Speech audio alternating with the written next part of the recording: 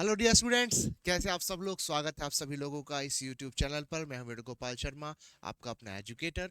सो इस वीडियो में हम लोग बात करने वाले हैं थर्मल इंजीनियरिंग एंड रेफ्रिजरेशन के बारे में। थर्मल इंजीनियरिंग, जैसे कि हमको पता है कि it's one of the very important subjects. Although एक कंपटीशन एग्जाम के कॉन्टेक्स्ट में जब हम बात करते हैं तो हर एक सब्जेक्ट इंपॉर्टेंट होता है, क्योंकि एवरी सिंगल मार्क काउंट्स। ठीक है, हर एक नंबर ज़रूरी होता है। एक नंबर से आपका कट ऑफ रह सकता है, एक नंबर से आप रैंक में बाहर हो सकते हैं, एक नंबर से आपका कट ऑफ क्लियर भी हो सकता है। तो सिलेक्शन रिजेक्शन एक नंबर से डिसाइड हो जाता है। तो हर एक नंबर को हमको बराबर वैल्यू देनी है, बराबर इंपॉर्टेंस देनी है। थर्मल इंजीनियरिंग में वैसे तो खैर बहुत सारी इंपॉर्टेंट टॉपिक्स हैं, बहुत सारी चीज़ें पढ़नी होती हैं, और इसका वेटेज भी आप देखोगे तो बहुत अच्छा खासा होता है। अब अगर इसके प्रीवियस ईयर पैटर्न्स को समझते हुए अगर आप आरटीओ एएमवीआई के लिए प्रिपेयर करना चाह रहे हो इस सब्जेक्ट को, तो आपको किन बातों का ख्याल रखना चाहिए, ये इस लेक्चर में मैं आपको बताने वाला। अगर आप प्रीवियस ईयर्स के पूरे डेटा को देखते हैं, 2020 तक के सारी चीज़ों को देखते हैं, है ना, 2020, 2017, 2013, 11, 5, 4, 3 और 98, तो ये इन सालों में हमारे एग्जाम्स हुए हैं। और पैटर्न अगर आप देखते हैं सभी में, तो देखो मार्क्स काफ़ी अच्छे से आपको क्लियर हो जाते हैं सारे सब्जेक्ट्स के। अभी हम लोग बात कर रहे हैं क्योंकि थर्मल इंजीनियरिंग की, जिसमें आपका रेफ्रिजरेशन भी इंक्लूडेड है। तो थर्मल इंजीनियरिंग में देख सकते हैं आप 2020 में जो मेंस का पेपर है उसमें 20, 17 में भी 20, 13 में 20, 11 में 18, 25, 13, 19। तो आप देख सकते हैं कि बहुत ही ज़्यादा यहाँ पर इसका वेटेज हो जाता है। ठीक है, तो section A, section B, section C, इस तरह से आपके सेक्शंस में पेपर पूरा डिवाइड होता है। तो ये आपके सेक्शन ए में देखने को मिलता है आप लोगों को, और 20 मार्क्स आप लोगों को देख सकते हो दे रहा है। तो 20 नंबर अपने आप में बहुत ज़्यादा है। ठीक है, और उसके साथ साथ फिर आपके पास रेफ्रिजरेशन एंड एयर कंडीशनिंग भी है, जो कि आपको 10 मार्क्स से 6 marks, as low as 6 marks भी आया हुआ है 2005 में, आप देख सकते हो, है ना, 6 मार्क्स के आसपास आया हुआ है 2005 में। तो as low as 6 and as high as 10, 11 भी आया हुआ है उससे पुराने पेपर्स में अगर हम ध्यान दें तो 10 से 5 से मैं बोलूंगा कि 10 नंबर के बीच में रेफ्रिजरेशन एयर कंडीशनिंग भी आपको दे रहा है, और 18-20 नंबर के आसपास तो आपको थ्योरी थर्मल इंजीनियरिंग भी दे रहा है। ठीक है, 25 भी गया है कभी कभी तो एक दोनों को अगर हम कंबाइन कर देते हैं तो ये दोनों मिलकर ही एक अपने आप में 30 मार्क्स से 35 मार्क्स के सब्जेक्ट बन जा रहे हैं। 30 to 35 मार्क्स एकदम अनबिलीवेबल सा लगता है ना, इतने मार्क्स सिर्फ दो सब्जेक्ट को कवर करके। और जबकि देखो तो ये दो सब्जेक्ट्स में ज़्यादा कुछ डिफिकल्ट नहीं पड़ता है। ऑल दो डिपेंड करता है कि आप पढ़ कहाँ से रहे हो, पढ़ कैसे रहे हो, दोनों चीज़ें आपके लिए बहुत ज़्यादा मैटर करती हैं, है ना। अदरवाइज सब्जेक्ट जो इजी भी होगा ना, वो भी आपको डिफिकल्ट लगेगा, जस्ट बिकॉज आपके पास सही गाइडेंस नहीं है। आपने अगर अपने इंजीनियरिंग के टाइम पे सब्जेक्ट्स को अच्छे से ग्रैस्प नहीं किया था, उसके कंटेंट को सही तरीके से नहीं पढ़ा था, तो आपको समस्या होगी ही होगी। So in that case you need to have a good guidance. अगर आप मेरे बारे में सर्च करते हैं यूट्यूब पे, तो आपको दिखेगा मैं डिफरेंट प्लेटफॉर्म्स पे पढ़ा चुका हूँ, इंडिया के लगभग सारे टॉप एजुकेशन के साथ में पढ़ा चुका हूँ। अब वहां पर आप देखोगे तो लगभग सारे सब्जेक्ट्स में मेरे जो व्यूज़ हैं वो भी बहुत अच्छे हैं। ठीक है, और जो स्टूडेंट्स मेरे से पढ़े हुए हैं उनका सिलेक्शन और उनका सक्सेस रेट मैं बोलूँगा तो काफ़ी अच्छा है। तो आप भी इस पूरी अपनी ड्रीम को मेरे साथ जुड़ करके, इस प्लेटफॉर्म के साथ जुड़ करके अपना सपना साकार कर सकते हो बेसिकली, है ना। इन 14 साल की टीचिंग में मैंने हर तरह के स्टूडेंट्स को देखा है, कहाँ मिस्टेक वो करते हैं और क्यों मिस्टेक करते हैं, दोनों चीज़ों को मैं अच्छे से समझता हूँ। तो मैं आपको अच्छे से गाइड करूँगा कि कैसे आप लोग इन सब्जेक्ट्स को कवर कर सकते हो, अपनी मिस्टेक्स को मिनिमाइज कर सकते हो, और मेक श्योर कर सकते हो कि आपका सक्सेसफुल करियर हो, और ये एग्ज़ाम आप बढ़िया तरीके से क्रैक कर पाओ। तो ये तो एक मार्क डिस्ट्रीब्यूशन की हमने बात करी, वेटेज क्योंकि काफ़ी ज़्यादा है ना। हम लोग को दोनों सब्जेक्ट को मिला है तो आपको देखने को मिल रहा है काफी ज्यादा वेटेज यहाँ पर हो जाता है। ठीक है, करेक्ट। चलिए आगे बढ़ते हैं यार, है ना। तो इंपॉर्टेंट टॉपिक्स की हम लोग बात करें, देखो इसमें, है ना, तो इंपॉर्टेंट टॉपिक्स में सबसे ज्यादा जो पूछे जा रहे हैं, देखो टॉप 3 अगर मैं देखूं यहां पर, तो एयर कंप्रेसर। एयर कंप्रेसर किस तरीके का हो गया, रेसिप्रोकेटिंग एयर कंप्रेसर, है ना, आ, और आपका ये सेंट्रीफ्यूगल वाला। तो डिफरेंट तरह के आपके एयर कंप्रेसर्स के ऊपर उसकी टाइप्स, एफिशिएंसी, उनमें क्लियरेंस क्या है, सिंगल स्टेज, मल्टी स्टेज, तो इस तरह के जो क्वेश्चन है हमको बहुत ज्यादा पूछे जाते हैं। ठीक है, एयर कंप्रेसर से रिलेटेड क्वेश्चंस बहुत ज्यादा हम लोगों के लिए पूछे गए हैं। उसके बाद सेकंड नंबर पे आप देखोगे तो थर्मोडायनेमिक्स के जो लॉ है, zeroth law, first law, second law, Kelvin Planck statement जो होता है सेकंड लॉ का, क्लॉसियस स्टेटमेंट है ना, थर्मल एफिशिएंसी से भी रिलेटेड क्वेश्चन हो जाता है। ये सारी चीजें बहुत ज्यादा पूछी गई हैं। उसके बाद थर्ड नंबर पे स्टीम साइकिल्स जो है आपके पास, जैसे रैंकाइन साइकिल हो गया, रीजनरेटिव साइकिल, रीहीट साइकिल, ये सबसे रिलेटेड क्वेश्चन है। और उसके बाद फोर्थ नंबर पे हम देखते हैं तो थर्मोडायनेमिक साइकिल्स, जो कि हमारे एयर स्टैंडर्ड साइकिल्स के नाम से मैं इसको बोलूंगा, air standard cycle, auto cycle, diesel cycle, है ना, ये आप लोग के बहुत पूछे गए। फिर गैस टरबाइन का जो साइकिल होता है, ब्रेटन साइकिल, वो भी यहाँ पर पूछा गया। फिर प्रॉपर अलग से एज अ गैस टरबाइन के टॉपिक को अलग से भी आप देख सकते हो कि देखने को मिले हैं इससे क्वेश्चंस आप लोगों को। तो 7 to 9% क्वेश्चंस अब तक जो हम लोग इसमें टोटल क्वेश्चंस आज तक जो आए हैं, ये सबका क्यूमुलेटिव एनालिसिस है डियर स्टूडेंट्स। तो आज तक यानी कि टिल 2020 जितने पेपर्स देखे हमने, उसमें जो हमको रिजल्ट्स देखने को मिले हैं वो यही है। तो जितने पे क्वेश्चंस आए हैं अब तक कुल मिलाकर के, उसमें लगभग 22 से 25% क्वेश्चन जो है एयर कंप्रेसर के हैं। 14 से 16% क्वेश्चन टोटल आज तक जो पूछा गया है एएमवीआई की हिस्ट्री में, तो उसमें से 14 से 16% क्वेश्चन जो है वो थर्मोडायनेमिक्स लॉ, है ना, यहाँ पर स्ट्रीम पावर साइकिल से देख रहे हो आप 12 to 14%, और ये जो एयर स्टैंडर्ड साइकिल्स हैं इससे आपको 10 से 12% देखने को मिल रहा है। तो ये आपको पूरा का पूरा एक डिस्ट्रीब्यूशन समझ आ जाता है, और इससे क्लियर हो जाएगा आपको कि कौन से टॉपिक को आपको बिल्कुल भी नहीं छोड़ना है, उसकी हर एक बात को पकड़नी, और साथ ही साथ उसके कौन से पोर्शंस इंपॉर्टेंट है। और ये जब हमारा बैच चालू होगा, इसमें सारे के सारे ये इंपॉर्टेंट पॉइंट्स, इसके जो भी पॉसिबल क्वेश्चंस हो सकते हैं, जहां से भी क्वेश्चन आ सकता है, जहां से क्वेश्चन आया हुआ है, हर एक वो चीज हम लोग अपने इस बैच में कवर करने वाले हैं। ठीक है, अब आगे बढ़ते हैं, है ना। तो जैसे कि मैंने बताया था कि डिफरेंट डिफरेंट ईयर्स में क्वेश्चंस आए हुए हैं, तो ये जो टेबल है, ये पीडीएफ भी आप लोग को मिल जाएगा। टेलीग्राम चैनल जो है उसको आप ज्वाइन कर लीजिए, उसमें ये पीडीएफ में आप लोगों को प्रोवाइड कर दूंगा, है ना, और आप लोग इस एनालिसिस को और अच्छे से देख सकते हो। तो थर्मोडायनेमिक्स लॉ आप देखो लगभग लगभग हर साल आया हुआ है ना, जहां स्टार मैंने लगाया हुआ है उस साल तो भर भर के क्वेश्चन आए हुए थे। तो एयर कंप्रेसर छाया हुआ था 1908 में, 2003 में, 2005 में, 17 में भी बहुत ही अच्छे खासे प्रोमिनेंट क्वेश्चन आए थे, है ना।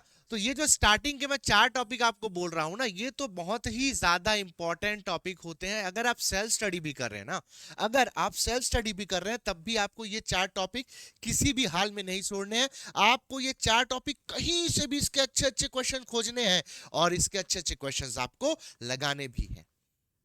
उसके बाद बाकी के टॉपिक्स भी आप देख सकते हैं, हीट इंजन न्यूमेरिकल्स है, एनर्जी सोर्सेस, स्टीम प्रॉपर्टीज वगैरह जो है, ड्राइनेस है ना, ये मोलियर डायग्राम, थ्रॉटलिंग प्रोसेस, यहाँ से भी क्वेश्चंस आप लोगों को मिले हैं, है ना। तो ये जो सारे सारे हाई रिपीटेशन वाले हाई रिटर्न टॉपिक्स जो है, ये इसकी लिस्ट मैंने आपको दे दी है। Volumetric efficiency, intermediate pressure formula, isothermal compression, Kelvin Planck statement, Carnot efficiency, है ना, रैंकाइन एफिशिएंसी इंप्रूवमेंट, जैसे कि इसमें हम लोग रीजनरेटिव रीहीट करते हैं, स्ट्रेलिंग साइकिल हो गया, regeneration in gas turbine, low calorific value and high calorific value, इसके ऊपर बेस्ड क्वेश्चंस आए हुए हैं। और जैसे कि मैंने आपको बताया कि आपको एयर कंप्रेसर, थर्मोडायनेमिक्स लॉ, ये सारे इसको सबसे ज्यादा प्रायोरिटी देना होता है। तो प्रिपरेशन स्ट्रैटेजी इसकी क्या है सर, इसको कैसे प्रिपेयर करें? तो देखो, आपको अगर अपनी थर्मल इंजीनियरिंग स्ट्रांग करनी है, तो थर्मल इंजीनियरिंग स्ट्रांग करने के लिए जो थर्मोडायनेमिक्स के फंडामेंटल प्रिंसिपल हैं, जिसमें हम लोग सीखते हैं कि टेम्परेचर मेजरमेंट कैसे होता है, जीरोथ लॉ क्या है, थर्मल इक्विलिब्रियम क्या होता है, energy conservation principle, first law of thermodynamics देखते हैं, पीएमएम 1 देखते हैं, फिर उसके बाद हम लोग देखते हैं सेकेंड लॉ ऑफ थर्मोडायनेमिक्स, जहां पर हम लोग Clausius and Kelvin Planck statement देखते हैं, हीट इंजन, और उसके साथ साथ हीट पंप एंड रेफ्रिजरेटर, ये हम लोग देखते हैं, thermal efficiency and coefficient of performance को समझते हैं। का उसके बाद हम लोग देखते हैं कार्नोट्स जो थ्योरम है वो क्या कहता है, उसको समझते हैं। एंट्रोपी पे आ जाते हैं, एंट्रोपी को हम लोग समझते हैं। ठीक है, डिफरेंट प्रोसेसेस के लिए टीएस डायग्राम, पीवी डायग्राम, ये सब बनाना सीखते हैं। ये पूरा थर्मोडायनामिक्स जो है, जब आप ये चीजें अच्छे से करोगे, जो बेसिक्स ऑफ थर्मोडायनामिक्स है, जिसको इंजीनियरिंग थर्मोडायनामिक्स कहते हैं, जब आप उस पार्ट को अच्छे से पढ़ोगे, है ना। क्योंकि क्या होता है ना कि एज अ स्टूडेंट हमको समझ नहीं आता कि यार ये वाला टॉपिक कैसा है, हम घुस जाते हैं उसका, देखते हैं कुछ समझ नहीं आ रहा, कुछ रिलेट करते नहीं बन रहा, कुछ याद नहीं हो रहा है, फिर परेशान होते हैं। तो ऐसा है कि पहले हम बेसिक्स थर्मोडायनामिक जो है उसको बहुत ही सही तरीके से इन डेप्थ और बहुत ही थॉरोली स्टडी करेंगे, ताकि थर्मल इंजीनियरिंग का एक सिंगल वर्ड भी ऐसा ना हो जो हमको समझ नहीं आता। ऐसा बिल्कुल भी हमारे साथ नहीं होने देंगे हम, है ना। हम बहुत अच्छे से इन डेप्थ जो है तैयारी करेंगे थर्मोडायनेमिक्स की, जितनी बेसिक्स हैं उसकी। जब वो पूरा बेसिक्स हमारा कवर हो जाता है, उसके बाद हम लोग थर्मल इंजीनियरिंग में प्रॉपरली इंटर करते हैं, जिसमें हम लोग पावर साइकिल्स देखते हैं, जो कि रैंकाइन साइकिल्स हो गया, स्टीम पावर साइकिल हो गया। उसके बाद आईसी इंजन के लिए एयर स्टैंडर्ड साइकिल वगैरह देखते हैं, आईसी इंजन पढ़ते हैं, है ना। उसके बाद गैस टरबाइन वगैरह पे आते हैं, एयर कंप्रेसर देखते हैं। तो ये जो एप्लीकेशन ऑफ थर्मोडायनेमिक्स है, उसको अच्छे से कवर करने के लिए, उसको स्ट्रांग बनाने के लिए, पहले बेसिक थर्मोडायनेमिक्स है, जिसको इंजीनियरिंग थर्मोडायनेमिक्स कहते हैं, वो कवर करना जरूरी है। फिर जब ये थर्मल इंजीनियरिंग कवर हो जाएगा, तो लास्ट में हम पढ़ते हैं हमारा refrigeration and air conditioning. Air conditioning हमारे सिलेबस में उतना नहीं है ना। रेफ्रिजरेशन हम लोगों को मेजरली देखने को मिलता है। रेफ्रिजरेशन में हम लोगों को VCRS, vapour compression refrigeration system देखना होता है, VRS, vapour compression absorption system देखना होता है हम लोगों को, है ना। और इसमें हम लोग एयर रेफ्रिजरेशन भी देखते हैं। तो मेजॉरिटी जो क्वेश्चन जो हमारे पास आता है, वो आता है हमारे पास वीसीआरएस से। ठीक है, वीसीआरएस से मैक्सिमम क्वेश्चन आता है। वहां पर जो कंप्रेसर यूज होता है उससे रिलेटेड, मल्टी स्टेज कंप्रेसर से रिलेटेड क्वेश्चन आता है। ठीक बात है। थ्रॉटलिंग प्रोसेस से रिलेटेड क्वेश्चन आता है। ठीक है, सीओपी से रिलेटेड क्वेश्चन आता है, कोएफिशिएंट ऑफ परफॉर्मेंस जिसको हम कहते हैं, टर्म्स ऑफ रेफ्रिजरेशन, ये सब चीजों से क्वेश्चन यहाँ पर आता है।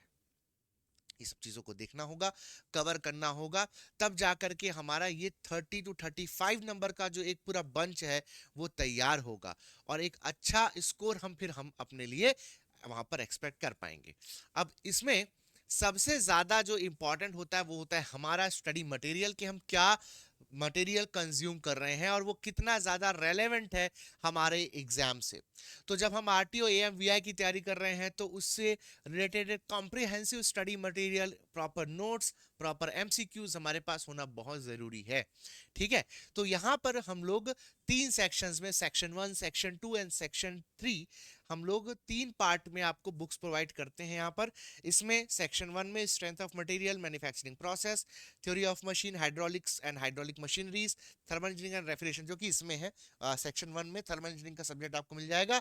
इसके लिए हम लोग प्रॉपर नोट्स वगैरह आपको प्रोवाइड करते हैं, comprehensive notes and MCQs provide करते हैं। सेम वैसे ही आपके पास सेक्शन 2 है, सब्जेक्ट्स आप देख सकते हो। सेक्शन 3 है, सब्जेक्ट्स यहाँ पर आप देख सकते हो, पॉज करके चाहे तो पॉज करके देख सकते हो। एंड ये आपके पास मस्ट हैव है, ये होना ही चाहिए आपके पास। अगर आप ये एग्जाम की प्रिपरेशन कर रहे हो, these books you have two by, है ना, ये आपके पास होना चाहिए। क्योंकि देखो यार, ऐसे एमसीक्यूज के आपके पास और सोर्स होंगे। हो सकता है आप प्रीवियस ईयर के इंजीनियरिंग सर्विसेज एग्जामिनेशन के आप सोर्सेज को रिफर कर रहे हो, बिल्कुल होना चाहिए आपके पास, उसको बिल्कुल पढ़ना भी चाहिए आपको। अच्छी बात है, अच्छी हैबिट है, पढ़िए। बट ये जो बुक्स है, ये आपके सर्टेन एग्जाम से अलाइंड है, एएमवीआई मेंस से अलाइंड है।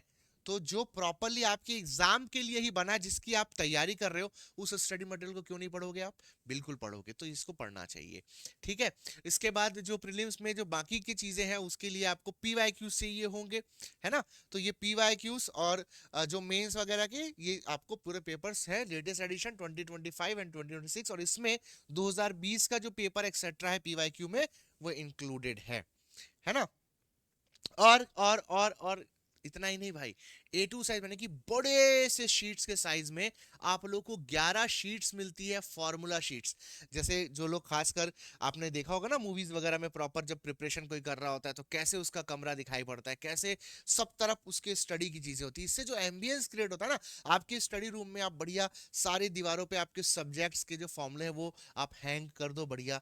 आप जब भी रूम में घूमोगे तो आपकी नजर फॉर्मूलों पे पड़ती रहेगी, है ना, आपकी नजर सारे फॉर्मूले पे होते रहे कि हमेशा वो एक टाइम बॉम्ब जो है वो दिमाग में चलेगा कि भैया मेरे को तो तैयारी करनी है, वो मोटिवेशन आपके अंदर बना रहेगा।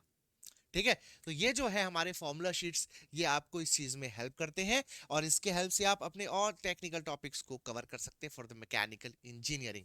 ठीक है, तो भाई थर्मल इंजीनियरिंग का सब्जेक्ट, मेजॉरिटी ऑफ सब्जेक्ट जो है वो मैं आप लोग के लेने वाला हूं। हर एक सब्जेक्ट में बेटा अपना मैं 200% देने वाला हूं।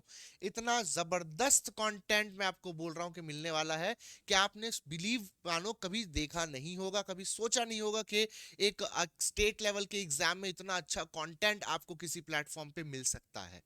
ठीक है, अपने 14 साल के टीचिंग एक्सपीरियंस में जो भी चीज सीखी है वो हर एक चीज आपको आपके एग्जाम के अकॉर्डिंग, हाँ आपके एग्जाम के अकॉर्डिंग मैं आपको सिखाने वाला हूं। ठीक है, तो इस चैनल को सब्सक्राइब कर लीजिए अगर आप फर्स्ट टाइम इस चैनल पे आए हैं। अगर आप ऑलरेडी इस चैनल को सब्सक्राइब कर चुके हैं तो भाई नीचे जो बेल आइकन है उसको जरूर दबाइए।